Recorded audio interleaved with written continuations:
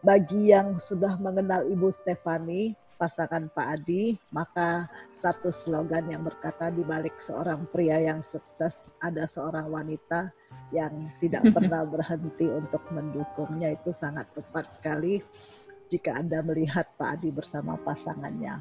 Baik, kita akan buka sesi tanya jawab yang pastinya sudah ditunggu-tunggu oleh Bapak Ibu yang sudah hadir bersama dan di YouTube juga. Oke, silakan ditampilkan pertanyaan-pertanyaan yang sudah kita kolek dari tadi. Sambil menunggu, mungkin saya bisa bacakan pertanyaan. Ada satu titipan pertanyaan dari Ibu Violi. Sebagai seorang suami, wajibkah memberitahu gaji tetapnya suami kepada istrinya? Ini pertanyaan klasik dari para pria. Mungkin saya mewakili isi hati para bapak-bapak di sini, Pak. Silakan, Pak. Lebih tepatnya sepertinya pertanyaannya Bu Violi ini sebentar ya ini. Oke. Sebagai seorang suami wajibkah memberitahu gaji tetapnya suami kepada istri, ya. Saya jelaskan apa yang saya lakukan, teman-teman. Jadi pertanyaan kedua, tadi Pak Adi mengatakan bahwa pertengkaran tidak terhindarkan dalam sebuah rumah tangga. Bagaimana agar pertengkaran tidak membuat rumah tangga retak? Oke, dua pertanyaan saya sudah baca. Jadi begini, teman-teman.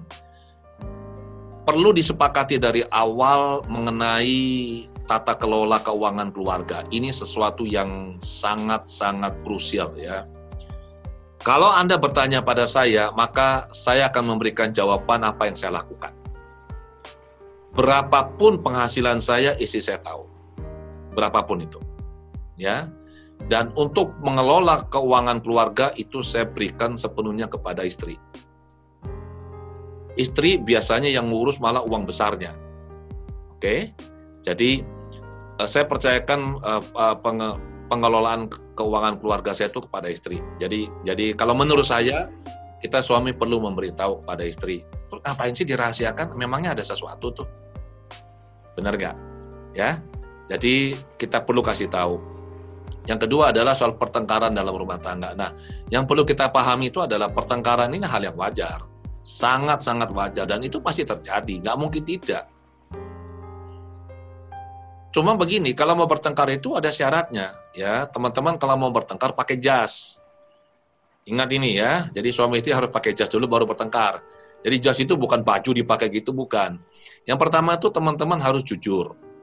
Jadi kalau jujur ini berbicara fakta, bukan berbicara opini atau asumsi. Jadi kalau si istri mengucapkan sesuatu itu ya harus berdasarkan fakta. Suami bicara sesuatu harus berdasarkan fakta. Jadi bukan berdasarkan opini atau berdasarkan perasaan saja. Itu satu. J-nya itu adalah jujur. Nomor dua, itu harus adil. Artinya suami dan istri memiliki kesempatan untuk berbicara dan untuk didengarkan. Jadi kalau misalkan suami bicaranya 10 menit, istri dikasih 10 menit. Suami bicara 20 menit, istri bicara 20 menit. Jadi benar-benar mendengarkan. Nah, sering kali terjadi kan tidak. Suaminya bicara 10 menit, istrinya bicara 1 jam. Kan begitu biasanya. Ini bukan curhat loh ini ya, bukan loh ya. Atau sebaliknya, istrinya tidak bisa bicara apapun karena suaminya yang terlalu menekan, terlalu keras, terlalu gimana begitu. Nah, ini membawa kita pada prinsip yang ketiga. Jadi yang pertama adalah jujur, kedua itu adil, yang ketiga adalah setara. Jadi suami dan istri itu setara dalam pertengkaran, mereka setara, posisi mereka sama sehingga sama-sama berhak bicara, sama-sama berhak didengarkan. Kalau tidak setara, itu bukan suami istri, bukan rumah tangga itu namanya penindasan. Ya, jadi kalau tidak setara itu berarti kualitas relasinya itu bukan lagi antara suami dan istri, tapi lebih sebagai seorang majikan dan hamba. Karena itu ditindas. Yang boleh bicara hanya salah satu pihak. Ini nggak boleh. Nah, setiap pertengkaran ini sebenarnya pasti ada sebab. Pasti itu. Dan mungkin tidak. Bisa hal yang sifatnya kecil, bisa hal yang sifatnya besar. Nah, pertengkaran ini kalau dilakukan secara konstruktif, maka pertengkaran ini akan bisa semakin menguatkan ikatan rumah tangga. Kalau secara konstruktif. Kalau pertengkaran dilakukan secara destruktif seperti yang umumnya terjadi, biasanya pertengkaran yang berlarut-larut ini akan berakhir di pengadilan biasanya. Oke, akan terjadi gugatan cerai atau talak macam-macam lah. Tapi sekali lagi, pertengkaran ini adalah bumbu dalam rumah tangga. Kita tidak berharap sih kita bertengkar terus-terusan, tetapi kalau sampai terjadi perbedaan pendapat, maka ini adalah hal yang sangat wajar. Dan kalau kita cukup dewasa, ingat ya, seringkali yang bertengkar itu bukan orang dewasanya. Seringkali itu ada anak kecil di dalam diri masing-masing yang egonya besar, tidak mau ngalah, ribut. Itu saya sering jumpa itu. Jadi tante-tante, om-om, umur sudah 60, ributnya seperti anak kecil. Setelah saya telusuri di bawah sadarnya, benar tuh yang ribut itu anak umur 8 tahun itu. Jadi ini yang kita perlu sadari. Begitu, terima kasih. Saya kembalikan pada moderator. Oke, terima kasih jawabannya Pak Adi. Sehubungan dengan tentang setara yang tadi Pak Adi sampaikan, ini ada satu pertanyaan menarik dari Ibu Noni.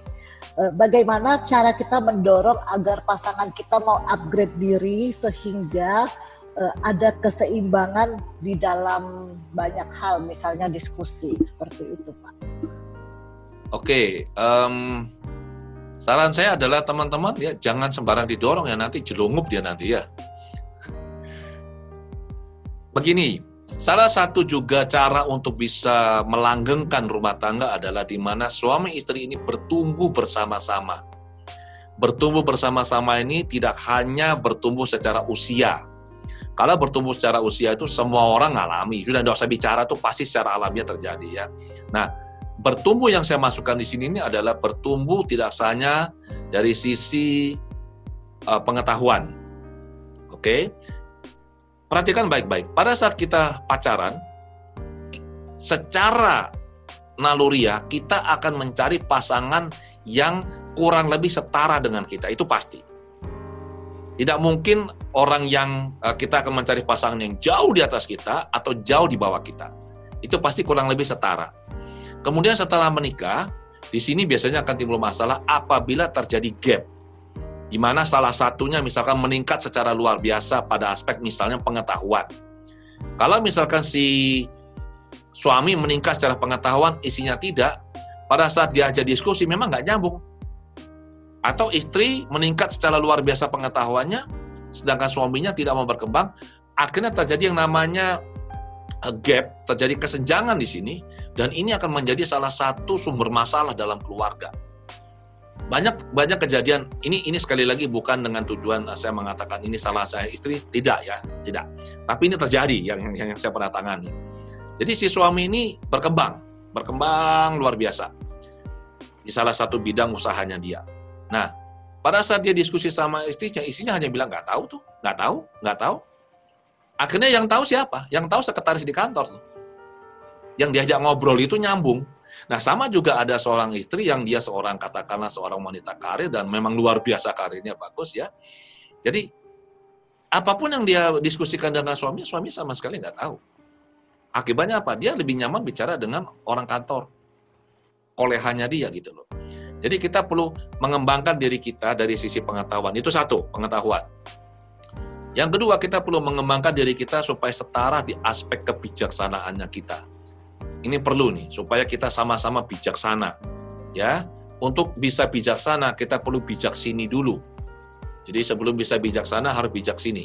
Ya, mengembangkan kebijaksanaan supaya paling tidak setara, ini sangat penting. Kemudian juga mengembangkan kemoralan. Jadi kebaikan, kemoralan, setara ini juga sangat penting.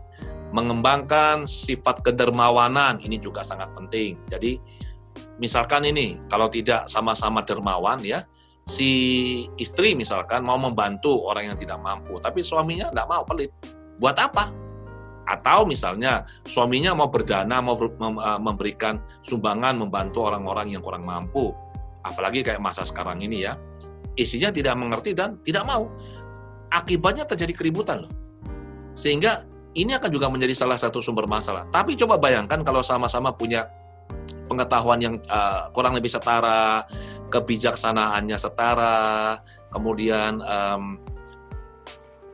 kedermawanannya setara, kemudian kemoralannya juga setara, kalau ini bisa kurang lebih setara, maka ibaratnya sebenarnya dalam rumah tangga itu ada dua orang yang menyatu menjadi seorang kapten. Itu sangat luar biasa loh. Dibandingkan hanya dengan satu orang yang bekerja sebagai seorang kapten. Bayangkan kalau ada dua orang, karena mereka punya pengetahuan yang kurang lebih sama, kebijaksanaan, kemoralan, kemudian mereka punya keyakinan yang sama, ya, kemudian mereka punya kedermawanan yang sama, dan itu menyatu. Anda bisa bayangkan betapa besar power mereka dalam rumah tangga. Dan ini rumah tangga akan menjadi rumah tangga yang sangat-sangat bagus. Demikian Bu Mina. Ini jawabannya ini merangkum banyak hal. Saya pikir sangat-sangat penting sekali untuk menjaga yang namanya kesetaraan dan hal antara pasangan. Terkait dengan pertanyaan jawaban Pak Adi tadi, ada satu pertanyaan yang cukup menggelitik, jadi saya masukkan dulu pertanyaan ini dari Pak Budi. Bagaimana awalnya kami satu keyakinan, setelah beberapa tahun saya tertarik dengan keyakinan lain. Lalu istri saya tidak setuju dan akhirnya kami menjadi sering cekcok. Bagaimana menyikapi ini Pak Adi? Dari Pak Budi, silakan Pak. Terima kasih Pak Budi. Ini memang juga salah satu kunci ya. Perbedaan keyakinan ini akan bisa menjadi sumber masalah dalam rumah tangga ya. Nah, kalau menurut saya ya, sebaiknya dalam rumah tangga ini suami istri ini punya jalur keyakinan yang sama. Supaya apa? Supaya bicaranya enak, dan ini juga baik untuk anak-anak. Oke? Dan kita perlu hati-hati untuk bicara soal keyakinan, ini hal yang sangat sensitif ya, sangat sensitif ini. Banyak orang itu rela pisah, tapi tetap mempertahankan keyakinannya dia. Itu banyak. Dan kita perlu perhatikan sungguh-sungguh. Kalau bicara soal keyakinan atau lebih spesifiknya adalah agama ya, kita perlu lihat apakah kita ini fokus hanya pada ritual agamanya, atau kita fokus pada spiritualnya. Oke, nah saran saya adalah dalami yang spiritualnya, tidak hanya ritualnya. Rumah tangga yang dimana suami istri punya keyakinan yang berbeda, itu memang akan menjadi sebuah kondisi yang tidak kondusif.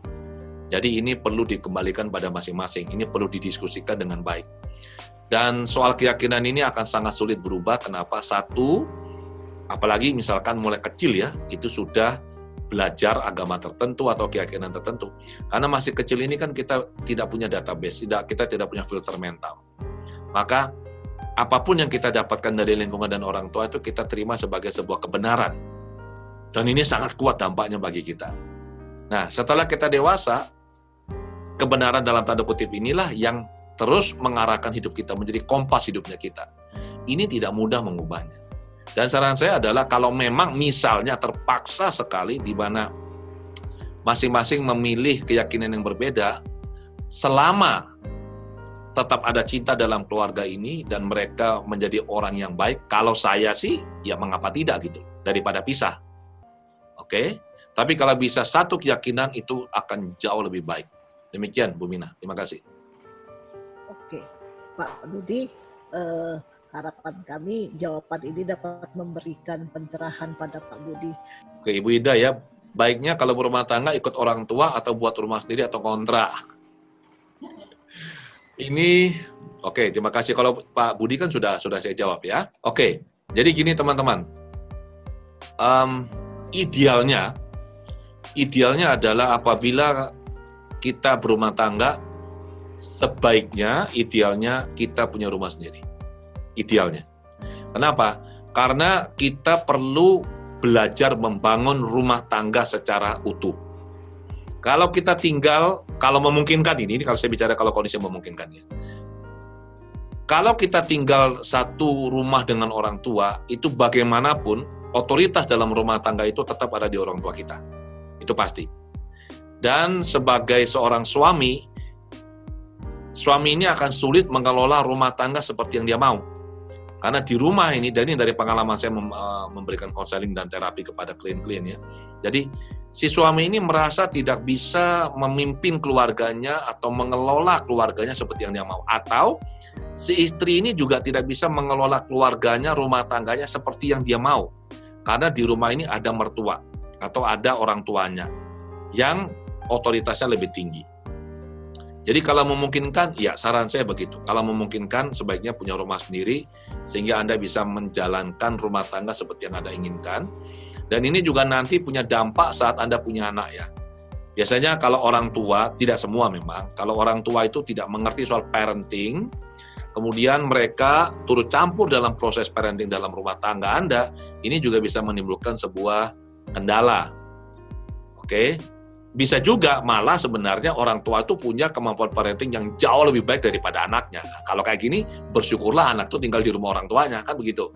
Jadi ini tidak boleh terlalu kaku, tapi kita lihat sesuai kebutuhan. Ya. Kembali jawabannya adalah, kalau ditanya apakah sebaiknya punya rumah sendiri atau ikut orang tua atau kontrak, kalau memungkinkan ya, kalau memungkinkan sebaiknya punya rumah sendiri. Demikian Bu Mina. Oke, jadi Bu Indah, kalau memang bisa, kenapa harus kontrak? Kalau bisa beli sendiri, kenapa harus kontrak? Dan memang kalau bisa akan jauh lebih baik, lebih harmonis, dan lebih mesra. Silakan pertanyaan selanjutnya. Oke, bagaimana mendorong agar pasangan kita mau mengupgrade diri sendiri bisa seimbang dalam diskusi? Oh, tadi sudah dijawab yang ini, Pak. Bahasa kasih pasangan kita. Oke, terima kasih. Pertanyaan yang pertama ya, jadi bagaimana caranya kita mau mendorong? Ya, saran saya adalah sebaiknya kalau belajar itu bersama-sama. Ya, belajar.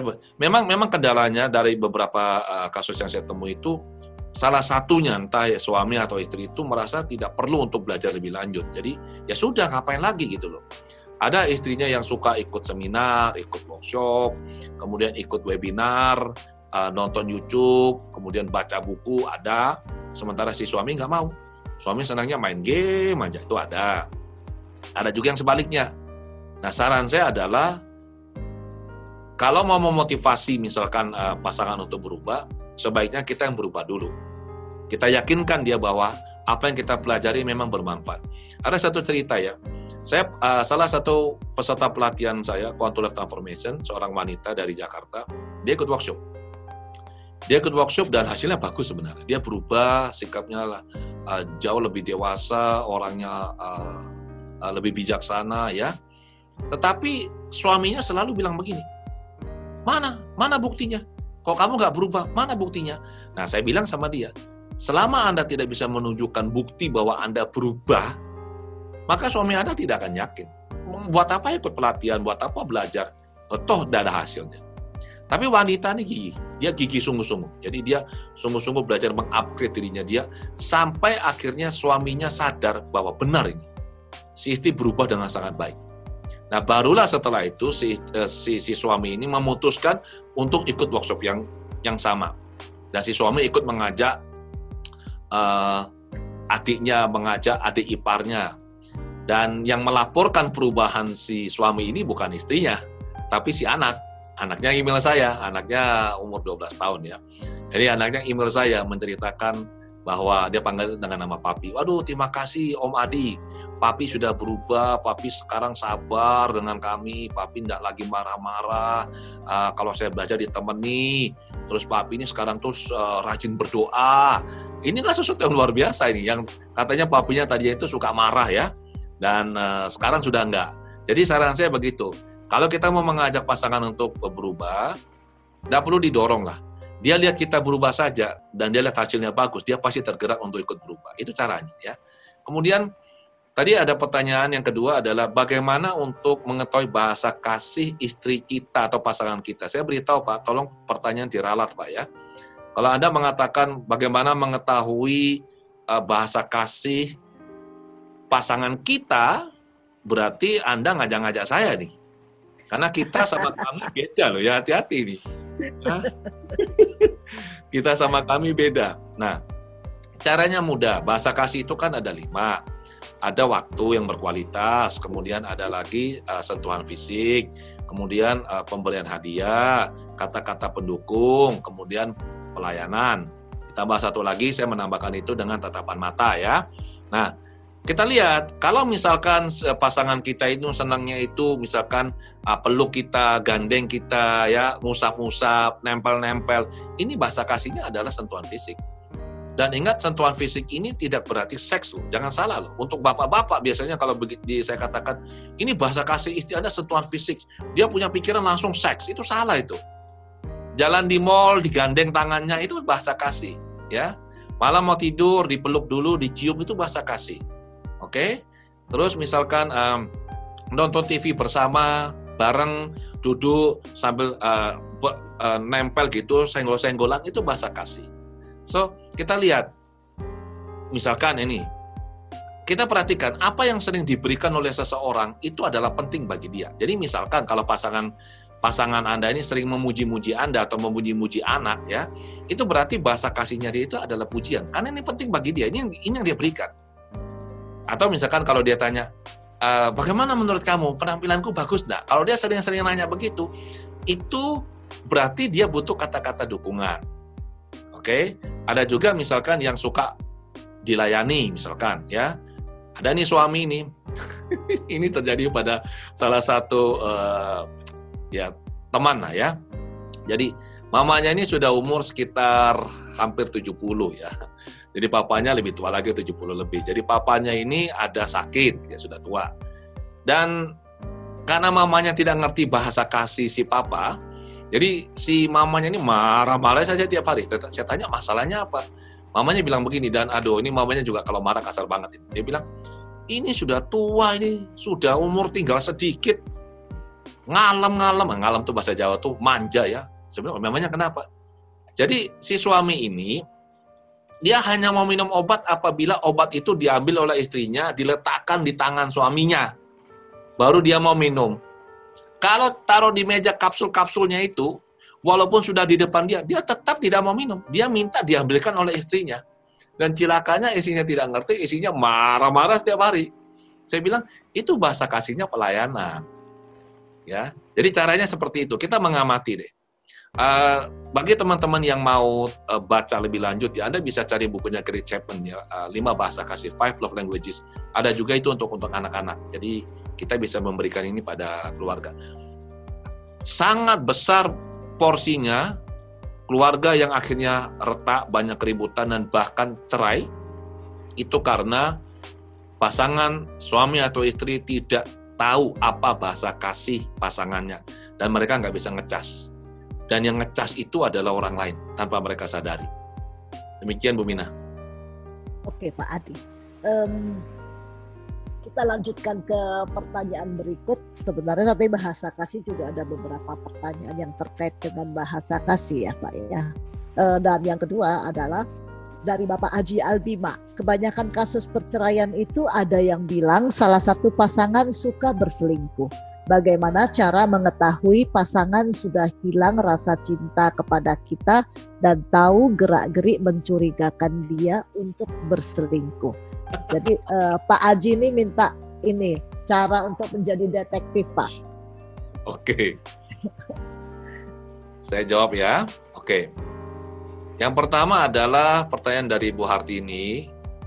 Apakah seorang istri itu harus tunduk pada suaminya?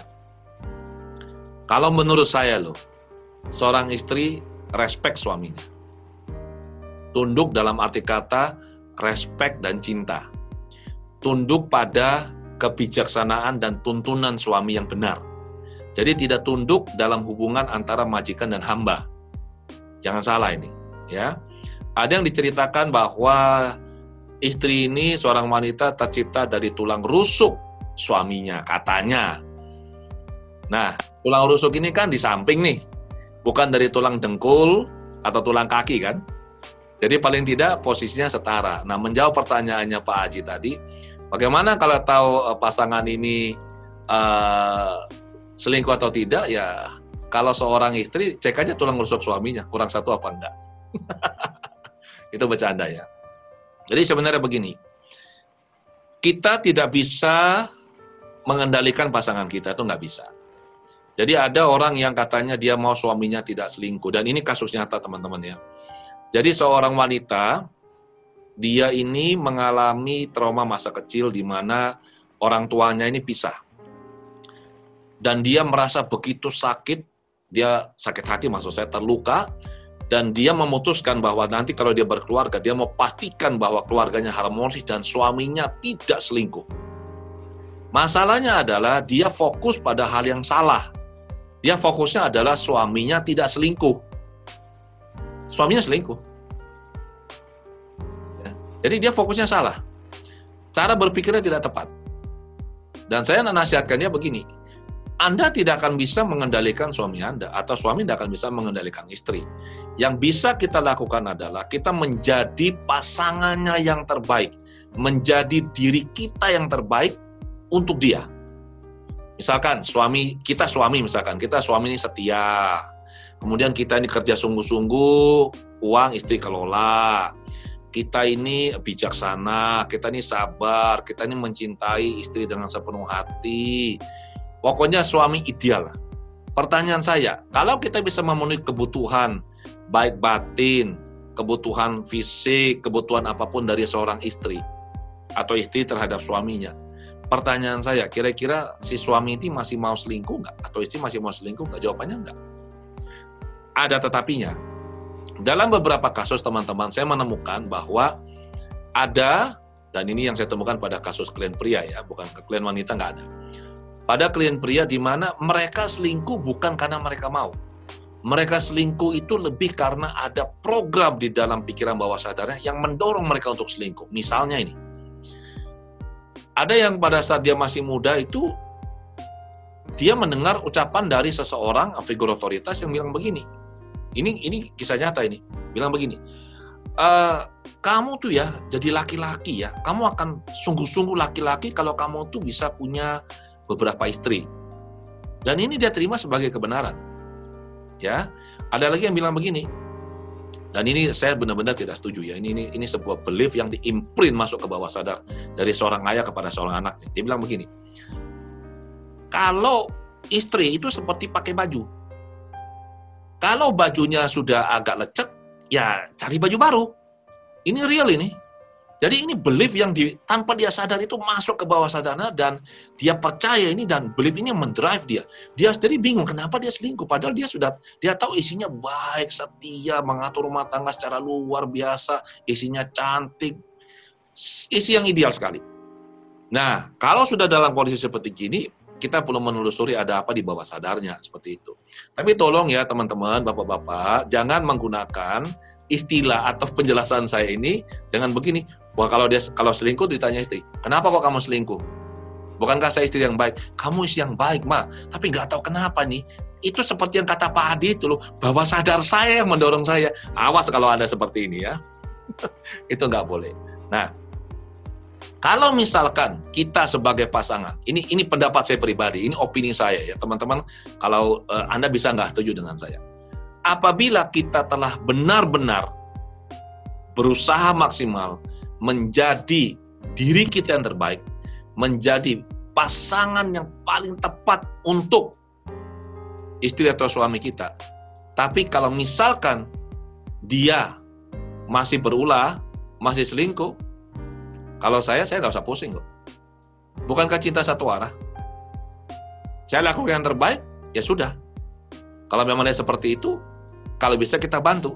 Kalau nggak bisa dibantu, ya sudah terserah dia. Buat apa sakit hati gitu loh. Demikian Bu Mina. Oke Pak. Sebenarnya ada satu pertanyaan yang sangat berkorelasi dengan pertanyaan tentang selingkuh ini. Jadi saya selipkan di luar dari slide pertanyaannya ya. Bagaimana cara memaafkan dan melupakan kesalahan suami yang pernah selingkuh? Saya mau maaf, tapi kadang masih selalu teringat. Jadi sampai sekarang masih suka terbayang. Oke. Ini konteksnya sejalan Pak. Jadi saya masukkan yang ini dulu. Silakan Pak. Yang namanya memaafkan ini harus dilakukan pada level pikiran bawah sadar. Seringkali orang mengatakan waktu akan menyembuhkan luka. Time will heal the wound. Itu tidak benar.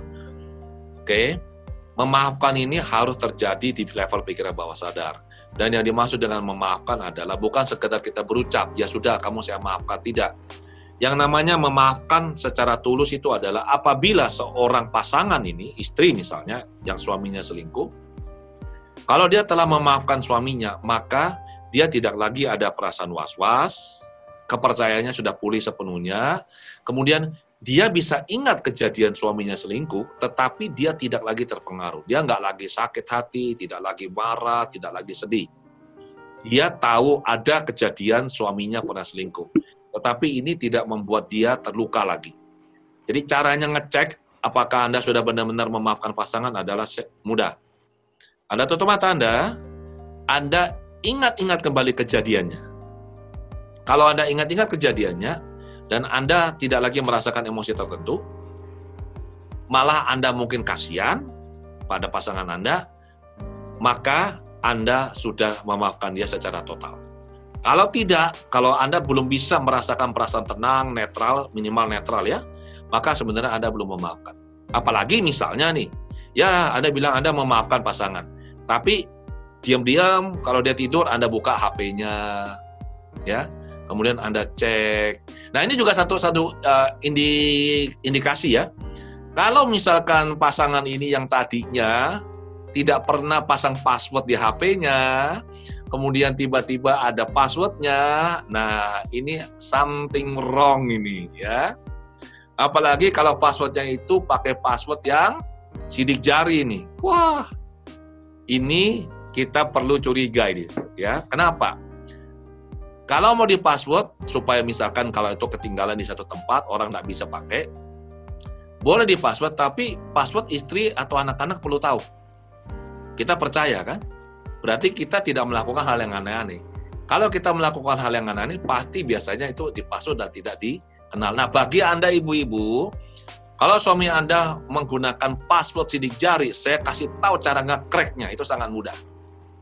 Tunggu dia tidur. Setelah dia tidur, ambil HP-nya, tempelkan ke jarinya, langsung terbuka itu. Demikian ya. Kita kembali ke Bu Mina.